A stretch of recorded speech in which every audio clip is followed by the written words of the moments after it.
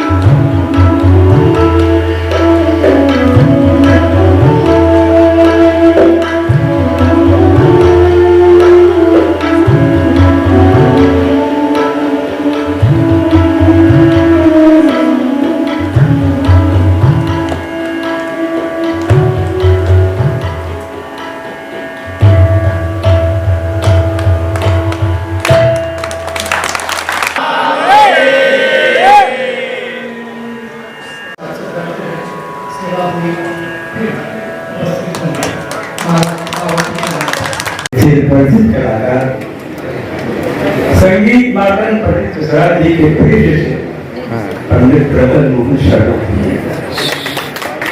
इस वक्त हमारे साथ हैं प्रख्यात बांसुरी वादक रोनू मजूमदार।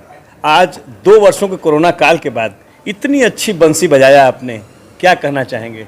मैं क्या कहूँ, ये तो बाबा खुद ही बुला लेते हैं। हनुमान जी वो उनका काम वो करते हैं और कोरोना से भी उन्होंने निकाला और कोरोना में बहुत सारी शिक्षा भी उन्होंने दी कि क्या नहीं करना चाहिए और क्या करना चाहिए। लोगों को घर से जुड़े रहना थोड़ा सा समझ में आ गया। आज के आपके प्रस्तुति में क्या खास रहा जो आपके मन को छुआ और दर्शकों के मन को छुआ? मुझे सबसे ज़्यादा जो छुआ वो तो था कि जाते ही अंत में, बीच में तो होता ही है हर हर महादेव का गूंज, मगर जाते ही सबने हर हर महादेव से मेरा स्वागत किया। और बनारस की जो जनता है वो जनार्दन है मेरे लिए, सभी कलाकारों के लिए। All the artist have the same feeling and